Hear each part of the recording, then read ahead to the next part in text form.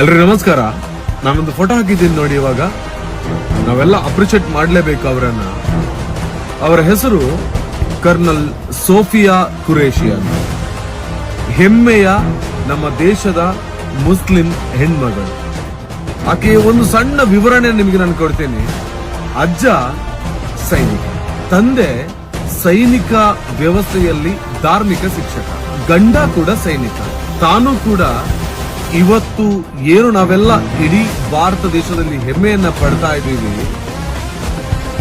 Operation ಸಿಂಧೂರದ ಮೂಲಕ ಅದರ ಮುಖ್ಯ ಸ್ಥಾನವನ್ನ ವಹಿಸಿಕೊಂಡು ನಮ್ಮ ದೇಶದ ಏನು ನಿಲುವಿತ್ತು ಅದನ್ನ ಇಡೀ ನಮ್ಮ ಭಾರತ ದೇಶಕ್ಕೆ ತಲುಪಿಸಿಕೊಟ್ಟಿರತಕ್ಕಂತಹ ನಮ್ಮ ದೇಶದ ಹೆಮ್ಮೆಯ ಹೆಣ್ಮಗಳು ಈಕೆ ಸೋಫಿಯಾ ಕುರೇಶಿ.